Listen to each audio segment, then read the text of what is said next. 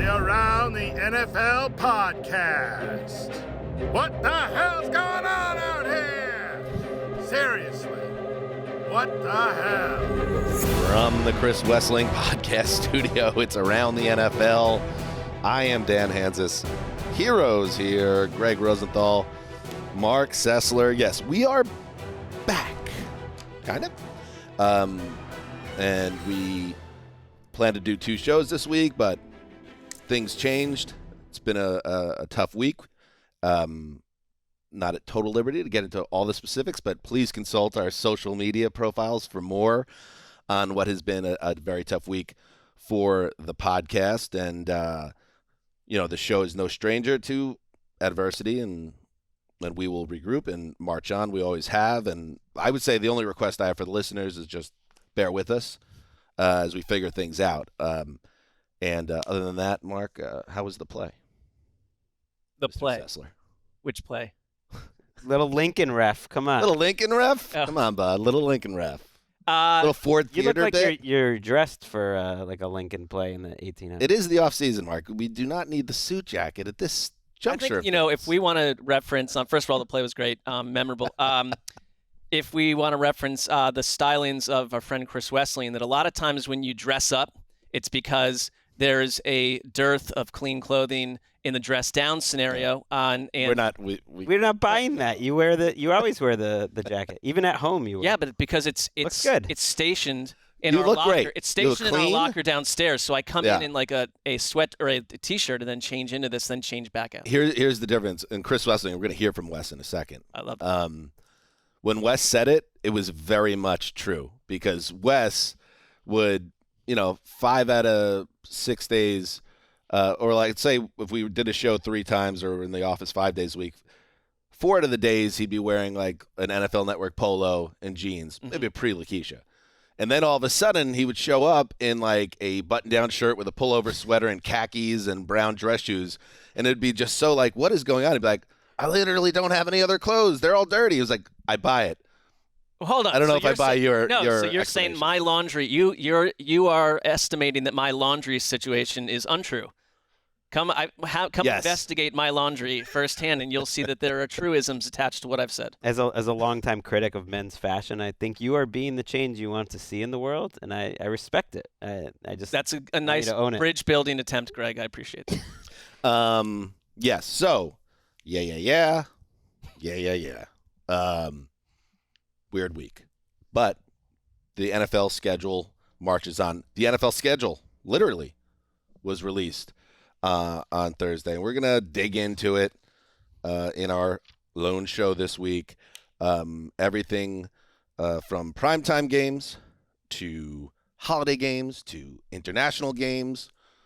Highlight, Greggy, some team schedules that caught your eye, perhaps. Okay. But before we dig in, we'll start with week 1, just for fun. I would like to hear from the great, late Chris Wessling, who always hated this time of Absolutely. year. It is the last league tentpole event, or the first, depending how you look at it. And he was never really about it. I always kind of agreed with him, but since he's been gone, there's been something about this particular thing that I agree with even more. Here is Chris, and Eric behind the scenes did a great job digging it up, speaking on his general issues with people getting overly into this time of year.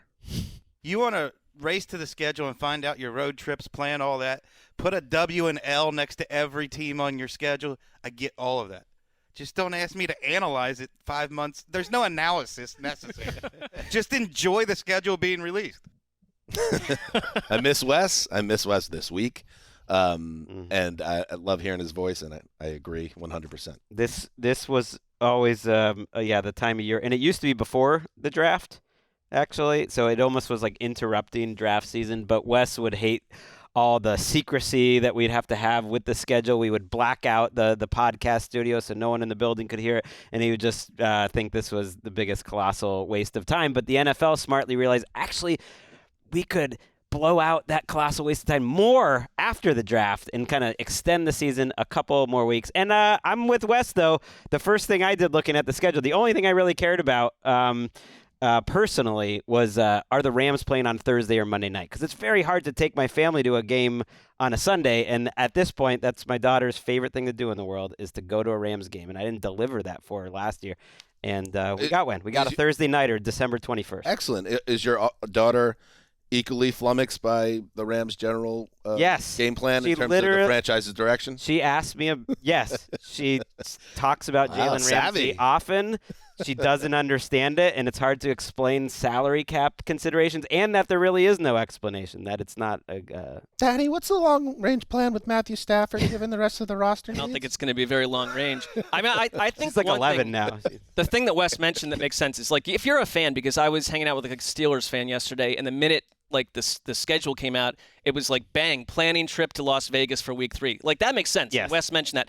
But I always loved his take on this, because analyzing it, and we're about to go do that, so it's not like turn off the show. We're going to do a great job with it. But, like, why not stare you can, if you want. I mean, why not stare at like a farmer's almanac that tells you it's going to be a nice season to grow corn in 2029? Well, what if your village is bombed by invaders in 2026? Right. It's like that unpredictable where we're going to be in week 17 or 18, but we're about to tell you why all that matters. Well, it's like Kyle Shanahan says, there's no guarantee we even make it to Sunday. I find it much less week 17. Sure. Especially a fool's errand to predict like the easy part of the schedule, because you never know like what teams will rise up and be frisky or even good.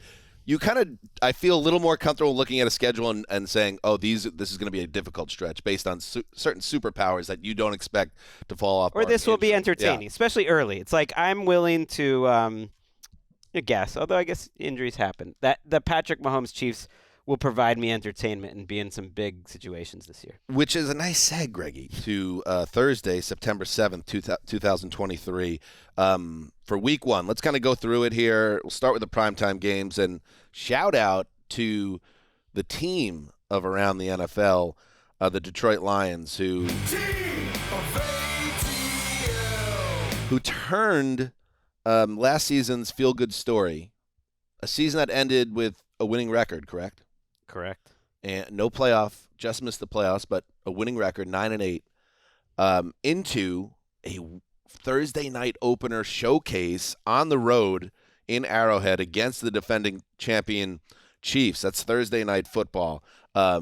Pretty saucy. I got to say, Greg, I was a little surprised, as much as we love the Lions, that they were the team that was selected there to be the opener, which is kind of hallowed ground for the people that plan this stuff at 3:45. I was shocked. I mean, basically, the NFL is deciding not to burn the Bengals or the Bills or these games that feel, or the Eagles for that matter, these games that feel titanic in terms of AFC playoff seeding, and then a Super Bowl rematch is really unique. We talk about that all the time. You don't always get that. They decide, and I like that. I like that they saved those games until the end of the season. So, okay, everyone's going to watch kickoff anyways. Let's put in everyone's favorite dad, Dan Campbell. And, oh, by the way, NBC, maybe don't mention all those Lions that were suspended for gambling in the offseason. Right. I mean, if you look at their home they can schedule. ask that. Well, I mean, I was a little surprised at that, because that was an embarrassing story for the NFL to put that team by spotlight. September, nobody will be. No one's going to. I mean, like, even now we're talking about it. People have forgotten about it. I have no idea what Greg's talking about. Jameson Williams. I mean, I think like there weren't a lot of options other than Bills or Bengals. If you pick who Kansas City played at home, but it totally threw me, and in a wonderful way, because it's like we were on to the Lions. I think a lot of people think they're going to be fun and frisky, but it's a team that has been essentially shielded from the public eye outside of mostly embarrassing Thanksgiving games for eons. And it's like they're recognizing that this is a team on the brink. It's a bit of a risk, because part of me thinks, well, it's the Chiefs. It could be 40-10, but if we get the version of the Lions we had last year, you trust them to keep it kind of frisky, and it's a big spot for Jared Goff. It's 2 of the top 5 offenses by many metrics in the league last year. You expect points, and you hope for points. It could go sideways, absolutely. That's like a big assignment for Campbell, and it's still a young roster. And a much improved defense. And that in that week 1 game, sometimes the kickoff game is a total snoozer, and you're just still so happy with it. Like, I'm thinking of the last kickoff game we did with Chris. That was Texans-Chiefs. We were at Chris's house for that. And it was like Clyde Edwards-Helaire had a halfway decent. It could not have been a bigger snoozer, but everyone's happy because football's back. So that's Thursday night. And by the way, I think the power of Hard Knocks, as much as people will sometimes denigrate it at this stage, check it out. Check it out. The lines that put them on the national There is radar. nothing like f***ing winning, man. There is nothing like winning. And I'm telling you right now, it doesn't matter if it's freaking dominoes, it's spades, it's bourrée, it's croquet, it's f***ing chess, it's preseason, ass kicking. It does not matter, man. Winning is winning. And it feels good, man. So when George McCaskey of the Bears is openly shooting down the idea of being on Hard Knocks, look what happened to the Lions. And you could also, I'm drawing a direct line. Right. You could suggest that your and Colleen's coverage of that Hard Knocks journey That was my potentially next point. led to this. Yeah. So maybe the Lions, should think of you to some degree. McCaskey does not know what bourrée is, by the way. Sunday Certainly night not. football, week 1, Dallas Cowboys at New York Giants. And I know, speaking of Wes again, there might be some deep sighing there. Like, how many times does America need to watch a spotlight game between the Cowboys and Giants? But I'm here twice for a it year. personally. I don't think he's alone in that thought process. Twice a year, and very often in this kickoff spot. It's got to be at least 3 or 4 times they've had a primetime week 1 game. And then on Monday Night Football, another New York team, the Jutes? The Jeets? Oh, the Jets. The Jets, who, as expected, getting a lot of primetime love in this schedule, and we'll get to them in a little bit. But they got Bills at Jets opening up the season on the 2023. Let's just call it the anniversary of 9/11. So they'll have that big game in a primetime spot, which is wild. Wild. I also like that they don't do the doubleheader week 1, but the doubleheader's not gone. The Monday night doubleheader for the second straight year is part of the week 2 coverage. But And week 3. in Bills Jets what I really want to say was like that deserves its own spotlight. I don't like it when it gets cut up for a big game. Week like that. 2 and week 3. And then wow. way down the road, they have the old weeks. I think it's week 14. They have the double Monday Night Football starting at the same time scenario, which to me is unpleasant, but I understand that they just want to simply fill our lives all the time with games nonstop. You got to be a modern man in a world that's moving very quickly. You got to have 2 screens Absolutely. going. You got to be computing everything. You have to have your socials open and be interacting with society as well. I'll need that trank dart. Is that like an experiment to instead of flex teams, you just put 2 games on at the same time late in the season? It's like one of the 2. I think the will be a schedule banger. makers probably just messed up, and they're like, just put 2 of that. Let's do, just for fun, the rest of week 1, like we do during the season and all our preview shows. Let's do a mini mock draft here of Love week it. 1. Greg, you won the title last year. You got the strap. Why don't you make your first pick? That's damn right. I'm going to take Dolphins Chargers. I don't know why, but I really want to see this Dolphins team play again shortly. We got the Tua Herbert thing. We got the Jalen Ramsey, Vic Fangio thing. That's my game. Yes, I would go with, interesting. The top 2 to me were at the same time. That was a tough choice. I guess, Dan, you're next because you came in second in the Yes, in the I was the contest. silver medalist. You know, just for fun, I do want to see the opening of the Jordan Love era against Justin Fields and the improving Chicago Bears. It's a bit of a reach, but I got to be honest with you. I didn't see anything that is a home run pick 2 for me, and I am legitimately kind of fascinated by both of those teams. I agree. Where they're I take going. it back. I take it back. I love this in I'm the glad third you took pick. it back, Greg. Thanks. How about this? The defending NFC champion Eagles going into New England, where they're going to have celebrate Tom Brady Day, which brings a lot of thorny potential. He left in a strange way, but that stadium's going to be bonkers, absolutely lathered up, and Especially if Tom Brady buys the Raiders or something, whatever the latest ridiculous report. That's a little bit of a sideways approach to it, but kind of a weird place for the Eagles to start their season, and I think New England's sort of a middle of the pack team, obviously, but I don't love that for Philly, and their schedule in general is a little thorny, so it gets off to a rough start. Check out how Bill O'Brien reinvents the Patriots offense. Pinch me. So I think it seems like an obvious point to make, but it's probably a bad sign that the number one thing about schedule release is Robert Kraft being so excited that Tom would come visit the stadium, and then they release their schedule release video, and it's all a bunch of retired Patriots players in a retirement home, including Devin McCourty, and it's like, don't think about the actual team that's playing football anymore. Let's just think about past glory. That's pretty much our main focus. That's where they're They're at. used to it. All right, so let's move on. That's good. That's it? That's the top? I mean, do you want to keep going? No, I guess that's fine. Is there another? Throw out one more game that really interests you, Greggy. Well, On I the want to see slate. the start of the Anthony Richardson era, and I think he's going to be starting week 1 against the Jags. I know that might be drafted a little later. Week 1 is my favorite week of the season. This is the best week of the season. It's fun. I like this Niners Steelers. I want to see who's playing quarterback for San Francisco. I kind of think the whole year 2 of Kenny Pickett. It's in Pittsburgh. Weird start for the Niners. It could be Trey Lance. Could be Brock Purdy. Is it weird, Mark, that the coach that you love more than any coach, Kyle Shanahan, is gassing up the Darnold hive now, calling him a franchise? I saw you tweeting about that, and I think for you it's a nice fever dream. It's a failed experiment that I like. If Sam Darnold starts more than 3 games for that Gas team, her up. they are in big trouble. Fully leaded. May is the best time of year for Sam Darnold. Primetime games. 4 teams have 6 primetime games. Kansas City, Buffalo, Dallas, Chargers. That's a little rich for me. I would agree. The Chargers getting that many primetime games, but whatever.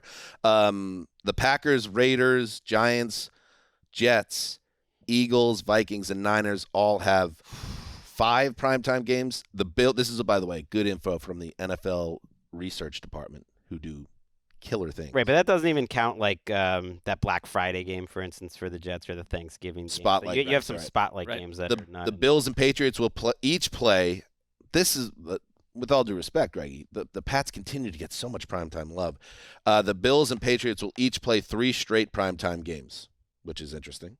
And it's weeks 14 through 16. And We could flex some of that out if there's only the Monday night game, because the other ones are NFL Network and Thursday night. I did notice, though, they only had 1 Sunday night game, Dan, and that's the difference, and that's week 2. And that's, to me, very much a sign of, like, Robert Kraft has sway with the broadcasters. But they're like, we got to get the Patriots their 1 Sunday night game to keep them happy, but we're going to get it out of the way early before they potentially. You know what is offensive about this? Like the prime time alone, I get these other island games. You're giving the Raiders 5 primetime games. They could be an ugly operation to begin with. You're giving the Vikings 5. I'm not sold on the Vikings in general, and the Bengals aren't even on this list. That's a good point. Bengals aren't even on this list. They have 4. That's not the worst, but it's like, how on earth are the Bengals have been recognized more than any other season in a long, long time as a team that's getting a lot of these games. They have 4 primetime and a couple other things happening here and there. But how are they not? How do the Chargers have 6? The Raiders have 5. The Vikings have 5. And we don't know who the Packers are, and you're giving the Bengals 4. I have a theory, because the league is always trying to push the product, that they are very much in conjunction with the Chargers themselves, trying to get the Chargers to really get a foothold right here in L.A., and they see a Justin Herbert as a superstar quarterback. They want the Chargers to be a thing. And sometimes when, like, someone's really trying hard to make something a thing, there will be football fans or analysts that are like, whoa. Like, it makes you actually be like, repel the thing even more. Like, don't make them a thing. The Raiders getting a lot of primetime love, that makes sense to me because they're a great vibe to me. They're a great home stadium experience in primetime.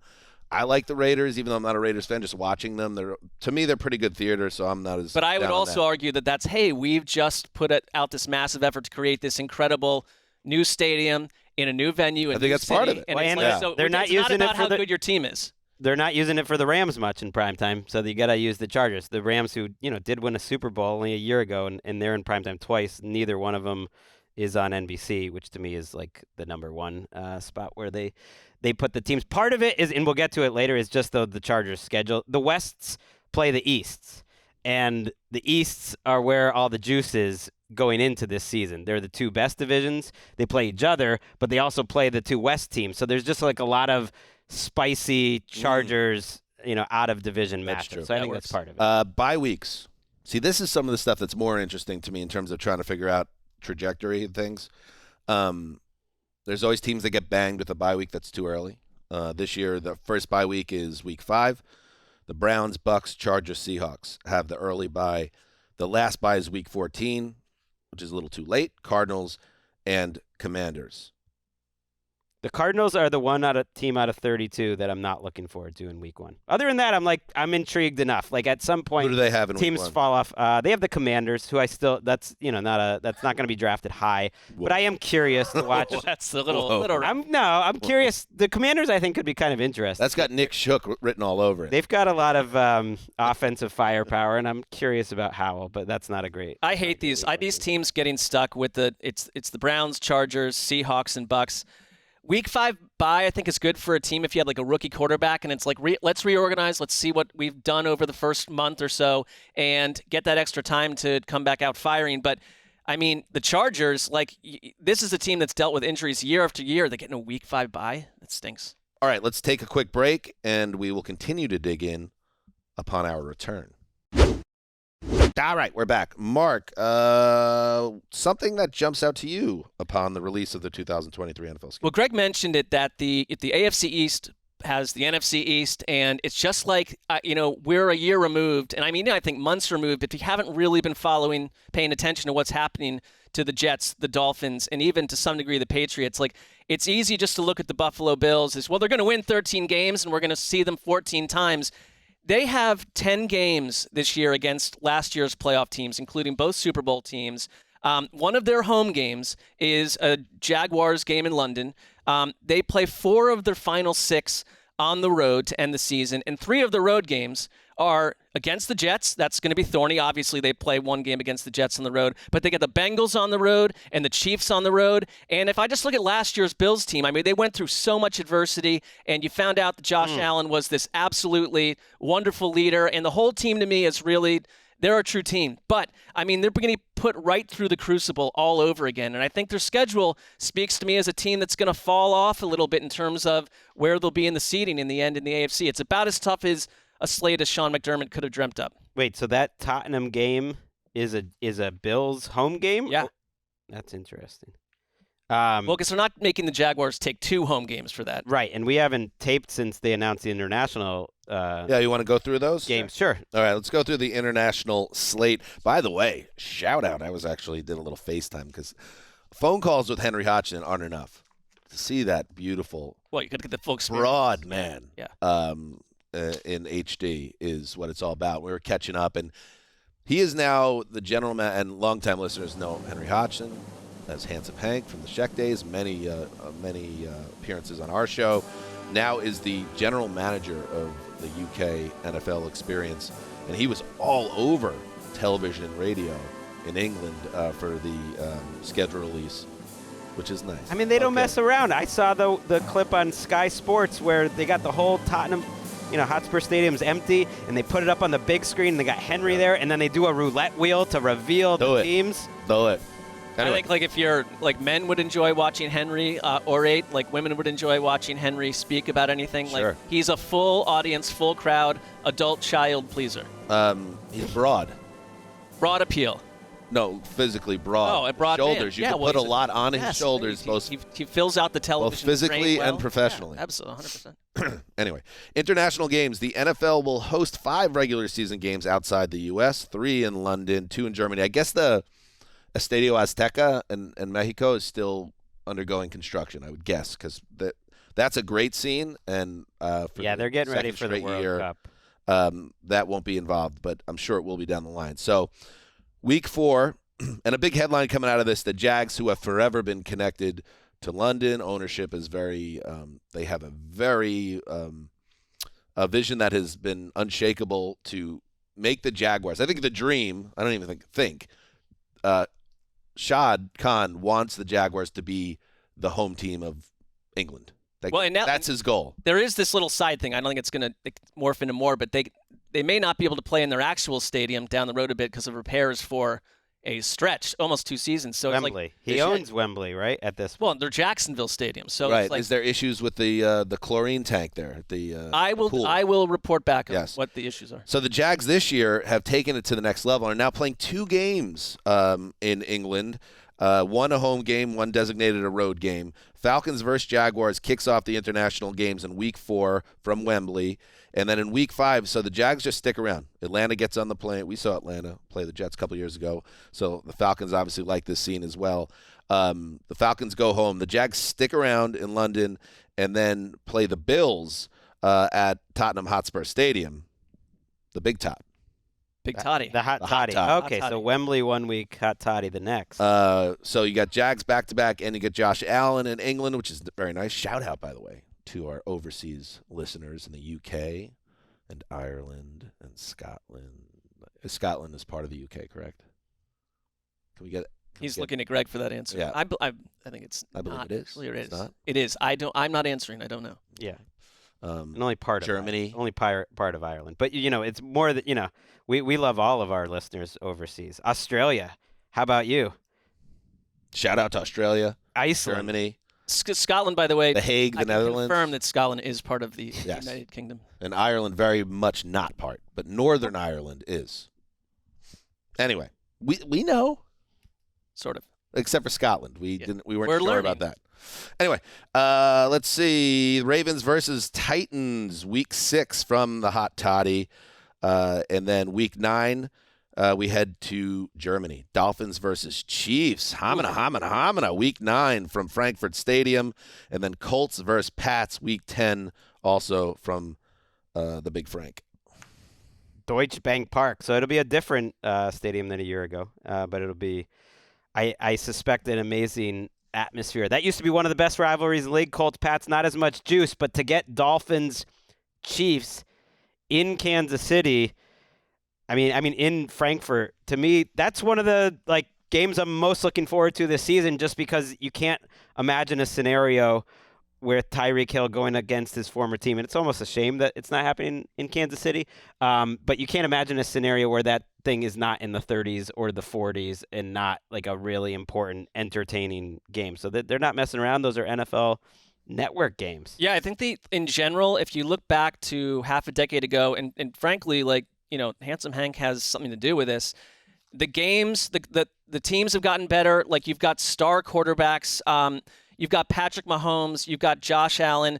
The Ravens with Lamar Jackson. And frankly, it really just helps that the Jacksonville Jaguars are intriguing. And this is the first time in history where a team stayed there 2 weeks in a row. I just want to see a think piece about what's it like for, I think coaches in general don't love the concept of having to pick up camp and go somewhere else and do everything somewhere else. And I mean, the Jaguars are more practiced at that than others, but Doug Peterson's, not done it 5 times in a row. So how do you prepare for the Bills in London in a completely different environment than your home base?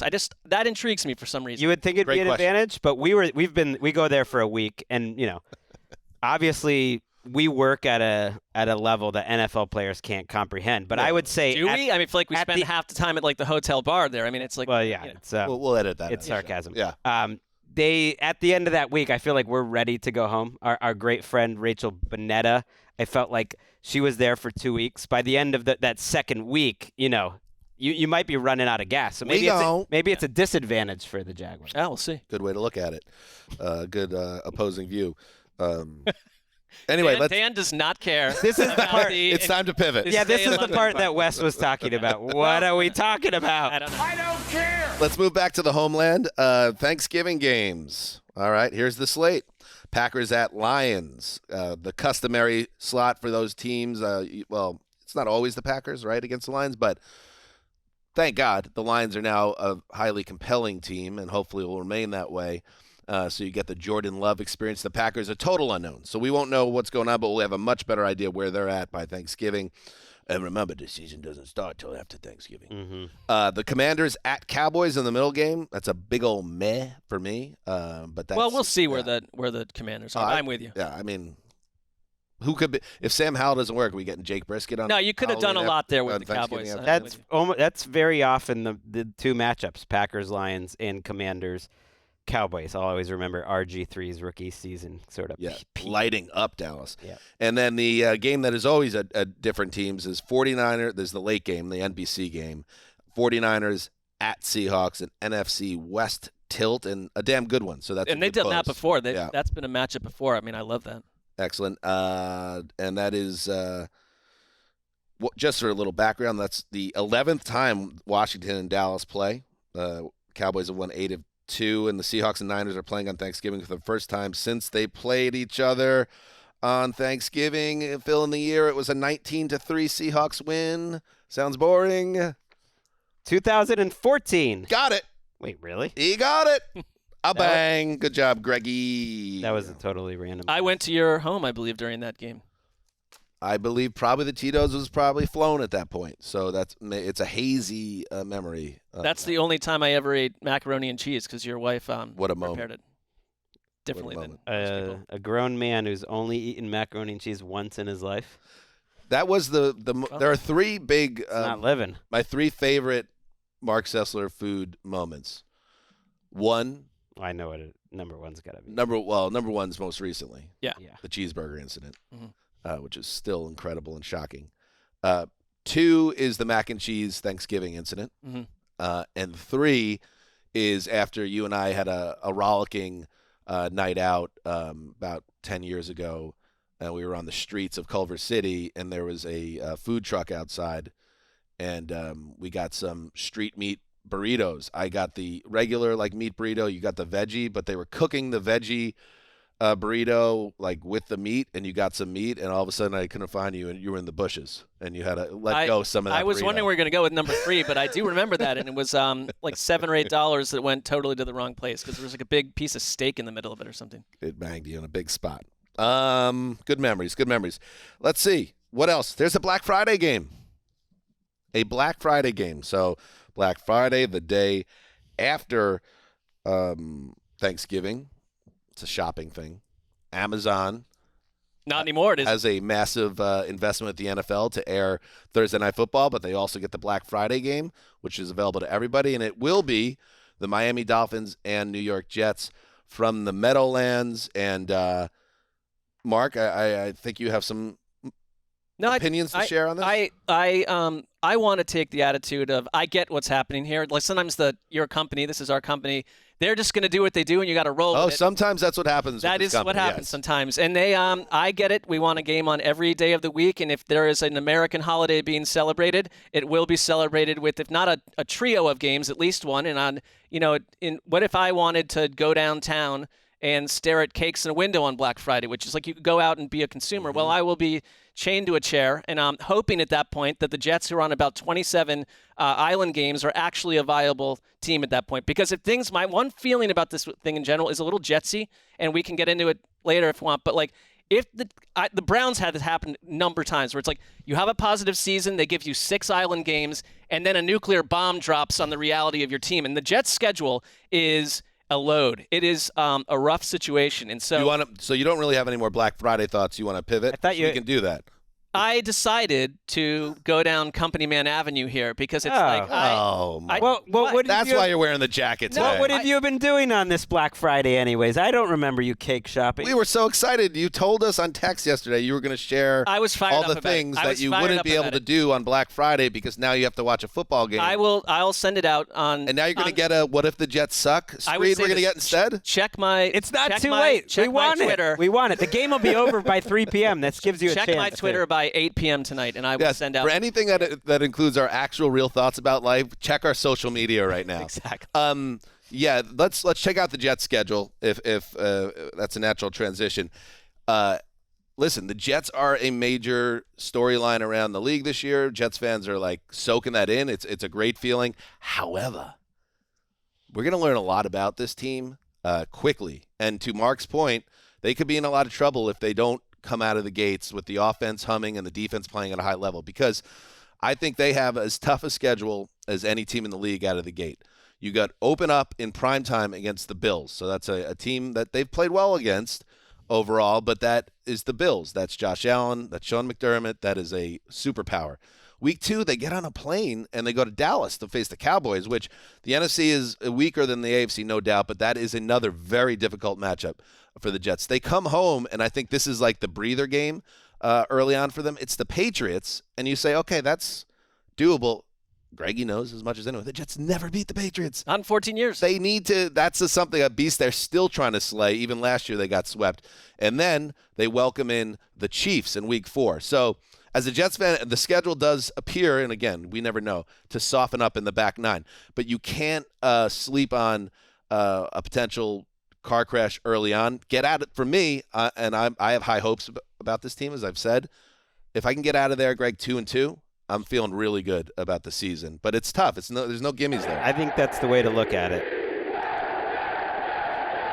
You got the Broncos to week 5, and then you got the Eagles again. So you got 6.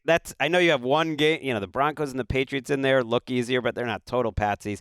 And before your bye, get to 3-3 there. But that's sort of the case with the entire division. I really think the AFC East division schedule is the toughest. The NFC East isn't far behind, but the fact that out of division, you have to play the AFC West, which I think you're guaranteed that the Chiefs are going to be legit. I think the Chargers will be in the mix, and the other 2 games are competitive. Then you have to play each other, and you have to play the NFC East. It's just tough. So you're gonna get buried somewhere. The Patriots are the other team, I think, that have the toughest schedule in that division because they don't get to play the Patriots. Right. They're the only, and their start is Eagles, Dolphins, both at home, so you get the 2 home games to start. And in a way, they do play the Patriots because the Robert Kraft against Bill Belichick. Bill Belichick struggle within Mac that building Jones, at this point. Every week is Patriots against Patriots. That's very well said. But Eagles, Dolphins, Jets, Cowboys is a pretty tough first 4 opponents. The second 2 of those on the road. All 4 of those teams seem like teams that want to win double-digit games. But that's the thing. In the AFC East, even saying that the Patriots, their over-under will be, 7.5 or something like that. I don't know what it is. One of the Bills, Jets, and Dolphins, who are all over the primetime schedules, because to me they're all fascinating. One of those 3 teams is more than likely going to have quite a disappointing season. And I don't have a feel. I think they're all really good. I think the Jets deserve to be in the top 8 or 9 of the power rankings, and I think the Dolphins do too. Mm-hmm. And just like something has to give though there. I think that the all Jets do because we are wanting to watch them. And I mean, I just that could get rough by December, but it was a year ago everyone was saying like, oh, the AFC West, probably, if not 4 playoff teams, at least 3. 2 of those teams didn't win more than 6 games. So it's like someone in this division is going to take an excitingly dangerous, total dirt nap. You look at the AFC West with the benefit of hindsight, of course. Some of that felt a little artificially inflated. We didn't know what was going to happen with Russell Wilson. That made sense on paper. And the thing with the Raiders, we saw Devontae Adams. We said, oh, now they're going to be good, and that didn't work out. With the East, the AFC East, which is so interesting, is we know the Jets have a top defense, and now Aaron Rodgers is there. So I feel really good about them being a competitive team. The Dolphins, who everyone's kind of sleeping on in this division, as long as the quarterback stays on the field, and now they even have a more confident backup quarterback in Mike White, the Dolphins, I think, absolutely have a chance to win 10 or 11 games. I mean, their schedule is ugly, just like these other. Sure, teams. It's a very, as Greg was saying, like you're playing a lot of top teams, but the Patriots are not going to roll over and go 4-13. I think the Patriots are gonna do what they do, and they're gonna hang around and be an 8 to 10 win team. And then I trust the Bills unless they take a step back, which they could, because the division has caught up to them a little bit here. So this could be a division where if it plays out, where no team bombs out, where the win total could be a little deflated because of the war that's going on in this division, and maybe 11-6 wins it, or 10-7. But you'd be a more dangerous complete playoff team, record aside. And on the flip side, I think the North Division in the AFC especially benefits because they get to play the AFC South. It's not easy. In NFC they play the NFC West, and like that's an average division, I would say, because you got the Cardinals, but you also have the 49ers. But you look at like the teams like the Ravens or the Browns or the Steelers, like there is opportunity, I think, for these AFC North teams to end up racking up surprising records. One of the reasons why we think the Easts are so good is because they had easy schedules last year. Like, to me, the Patriots were not an 8-win team last year. Did they even win 8, or did they only get to 7? Either way, their schedule helped. And the Jets, especially, against all those backup quarterbacks, their schedule helped artificially inflate that division just a bit. But I'm not worried about the Jets being stinkers. But there probably will, between especially stinkers would be like they're 8-7 going into week 17 for which would be the Cleveland Browns on Thursday Night Football. Wouldn't that be juicy? The Jets and Dolphins. Jets fans don't want to say it. Dolphins fans don't want to say it. One of them will probably flop. Probably the Dolphins. Yeah, and it's all like we said. It's really hard to know, but early in the season, that Dolphins having at Chargers, at Patriots. I hate starting on the road for 2 games, first of all. You have at Bills week 4, at Eagles week 7. So that's 4 very difficult road games, and the Chiefs in Frankfurt all before your bye. Like, I'm looking at that, and there's a couple easier games, home games to the Broncos, Giants, Panthers. It's like, if you're 5-4 looking at that schedule, I'd feel fine. Like, and that's the thing. There's such high expectations, but 5-4 might not feel that great. Let's take a break and then wrap up our schedule preview. All right, welcome back. There's a portion of, again, the NFL media research team. Bring it on, Bristol, whatever your research group is. Right. What was the one that always used to get brought up for decades? Elias, whatever. Elias Sports Bureau? Come try us, Elias. Because we got NFL media research. Are they still operating as a bureau at this point? I don't know. We probably swallowed them up in some corporate super merger. There you go. A lot of blood spilled. Schedule inequities. It's still a leader in historical research and it's history, services right? in the world of professional sports. I love Elias. That's been a huge part of my. I mean, they are literally the official statisticians for the National Football League. Shut up, Greg. The NBA. And Major League Baseball, have you ever heard of it? Winning. Elias. So they're still doing well. Shout out to Elias. Love you, man. What they did, they had cornered the market. Greg is now. I do not know. Elias cornered the market for about 20 years, where anytime any historical thing was cited, they said, according to the Elias Sports Bureau, I think it was called. And since then, a lot of leagues have built out their own research groups. Yeah. But as Greg, as representative for the company, points out, we still here, dog. We still here. Hey, Elias. Love you, brother. You trying to get a job? Schedule inequities is within our research packet here, which I like. So 5 teams will have 3-game road trips during the 2023 season. That's rough. Back-to-back road games is rough. Mm-hmm. The Ravens, 4 through 6, get Cleveland, Pitt, Tennessee. That's in Tottenham. In England. The Giants, weeks 9 through 11, get Vegas, Dallas, Washington. The Titans, 9 through 11, get Pitt, Tampa Bay, Jacksonville. The Panthers, 12 through 14, get Tennessee, Tampa Bay, New Orleans. And the Broncos, 13 through 15, get Houston, Chargers, Detroit. I want to point out also, when those teams I just read, you'll notice how much work goes into these schedules, that the schedule makers will say, okay, if we're going to bang these teams, they get 3 road games, we're going to make sure we don't give them 3 monster contenders in a row. There's going to be some breathing room in there. Like, not everything is thought through, but sometimes teams still get banged a little bit the way it works out. And 4 teams start with back-to-back home games, which is very nice. Broncos have Raiders, Commanders, Falcons, who I think should be in the running for team of Falcons in general, their schedule is favorable. How about the Falcons getting out of the gates against the Panthers and the Packers without Aaron Rodgers? Interesting. The Patriots, Greggy, open back-to-back home games, but they ain't easy. Eagles, Dolphins, and Steelers get Niners versus Cleveland. Back-to-back road games for Packers, Raiders, Dolphins, and Niners. I think, and you mentioned the Falcons having that nice start. That division, to me, and I mentioned the AFC North, but even more than the AFC North, there will be opportunity for those NFC South teams, for one of them to win 10 or 11 games, even when they're not very good. I think they have all of them combined have the easiest schedules in the league, because A, they get to play each other. That's nice. B, you get to play the AFC South. I'll take it. And then you play the NFC North. So there are no world beaters in all of that. I feel like that entire team, I'm doing projected starters now, that entire division. I know the Bucs are quite a bit behind in terms of Vegas, in terms of the odds, but the other 3 teams are close. Like, all those teams are good enough and probably should win 6 to 7 games, and they're just hoping they get a few breaks to win 9 or 10. And I feel like that describes the entire division. Someone's going to end up being one of the stories of the season, winning 11, just because the schedule's too easy. Yeah, just to drill down a little bit like the Saints. So they have 7 of their first 11 games on the road. Yet those games are like Carolina, Green Bay, New England, Houston, Indianapolis, Minnesota, Atlanta. That's serviceable, and the Panthers don't cross more than a single time zone after week 3. So some of it is like they are clumped together regionally in a way where like you're not.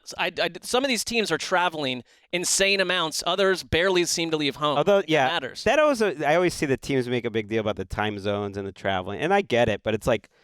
Out of the numbers show you're like, in a private jet. It's once a week. I guess I'm partly thinking as a tennis fan. It's like Anna Kalinskaya got to play in India on Sunday, and then she's on the west coast of America on Tuesday. No one's crying for her. She's not in any private jet. And if these tennis players can handle it, I'm just saying. Yeah, they're like going like 11 time zones week to week, and I'm sure it's not helping them. Go look at like the probably business class. Look at the numbers on a West Coast team starting at 1 p.m. Eastern. Like they're horrible. I was going to get to the Thursday night schedule, which is always compelling because it's a source of great intrigue and consternation for some. Did you guys have any other teams you wanted to highlight before we head there? Just two little things on the Super Bowl teams from a year ago because I think they're both well positioned to be favorites again. I noticed how the NFL ended the Chiefs season with Bengals on New Year's Eve. To me, that's like the number one rivalry and the number one most important game if I had to pick one in the entire schedule. Just because, look, they've been the last 2 AFC Championship games. We know the quarterbacks. They've played these great games. That's Week 17, and then the Chiefs go from Bengals Week 17 to at Chargers Week 18. That's just like a spicy finish. I feel like it's the Chargers' number one goal here to make that game matter and still be in it. And then I noticed with the Eagles, who on paper, in terms of strength of schedule, just opponents' winning percentage, have the toughest schedule. And it's brutal after their bye. It starts pretty cake for them to start out with a nice schedule at New England, then Minnesota, at Tampa, Washington, at Rams. So I feel like a soft start for them, and then maybe the toughest stretch of anyone's season on paper in the middle of the season. Cowboys, Chiefs, Bills, 49ers, at Cowboys, at Seahawks, if you want to throw that into that. That is crazy. So the Eagles got to eat early to set up for that. I got one for you because I think we think the Falcons can make a leap based on their schedule. The Bears. It's hard not to make a leap. They had the fewest amount of wins in the league last year, but they play only 4 playoff teams. And for all these, how many playoff teams? One of them is the Bucs, with it minus Tom Brady. Different situation. They get Jordan Love in his second career start. They get either Baker Mayfield or Kyle Trask in week 2. Week 5, it's going to be Sam Howell or Jacoby Brissett. So I think it's a good situation for Chicago. Their schedule, I think the North is manageable. You could look at the Lions or the Bears as teams that could compete. I think the Packers have a chance. Anyone could win that division. I mean, it's sort of a wide open deal. And the Bears with, if you get it from Justin Fields, who if he went and had one of those big leaps, which I think is very possible, they're a team that could go from worst to first. They're the Jaguars of this year. Yeah. If their young quarterback can take that step up and everything's lined up for them, what were they, 3-14 last year? They could be a team that all of a sudden they're in playoff contention in the middle of December. Mm-hmm. And it helps that the conference is what it is. It helps. They're actually favored right now compared to the Packers. They're the third favorites in the division. It's the division that's most closely bunched. Lions are favorites, Vikings next, Bears next, and Packers not too far behind, but they're all pretty. Vikings fans hate I'm a little surprised that the Packers are. I would not put them fourth and put them second. I mean, the Lions fans, it must be a little bit uncomfortable for people just penciling them in to be this feels like the favorite. That feels ominous for whatever reason. And it might feel especially ominous after you have to go to Arrowhead in week 1. Friday morning hot takes could be spewing. Bit of a wake-up call. Thursday Night Football. And Al Michaels, legend that he is back for another season. He said in an interview last year, and I talked about it when he did it, that the Thursday Night Football schedule was, quote, a little leaky. And this is a major partnership between the NFL and Amazon. And for instance, Mark, and we're still excited to hear about your Black Friday plans, by the way. I don't have any now. I think a big part of that game showing up, even first of all, it makes sense logically as a football fan, not even factoring in the Jets, a noon start on the West Coast on the Friday after Thanksgiving. Nice division battle. Pencil me in.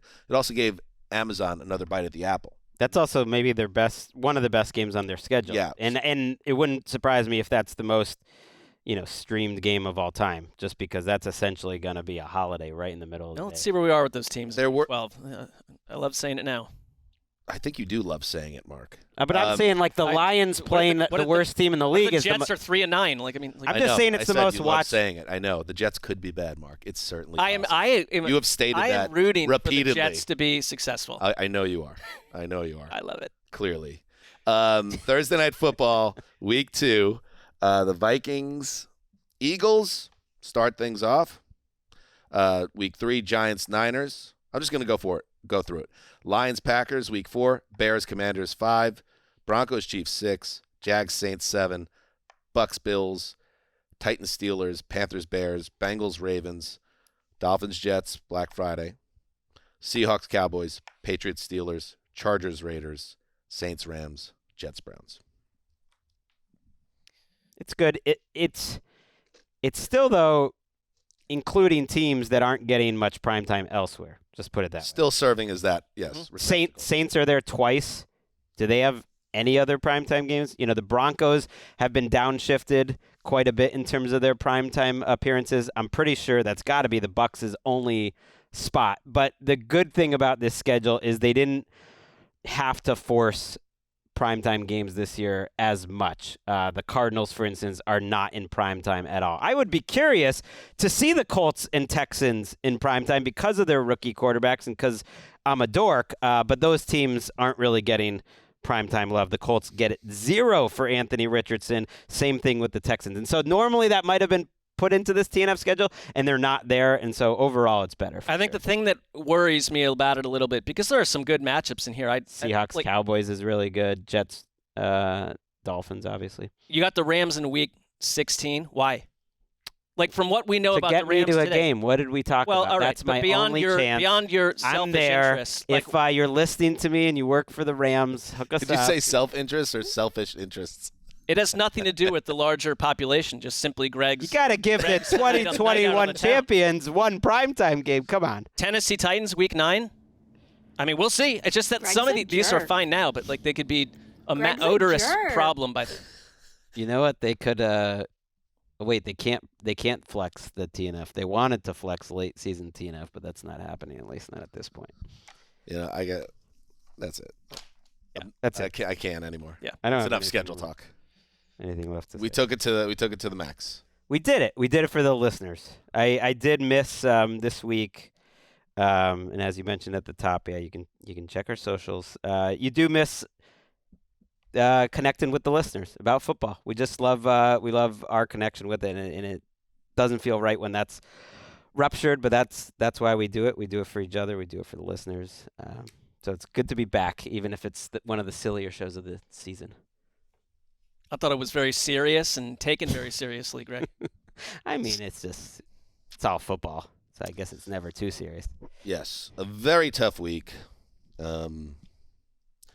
We are not strangers to adversity, not of our own invention, and we always carry on. This podcast, there are no reverse gears in this tank. You guys know that. I'll just add again. Give us time to get things rolling. Now we just got to come up with what we're talking about for the next 2 or 3 months. Oh, that. I'm sure we will. All right, everybody, have a nice weekend. We'll be back next week. Heed the call.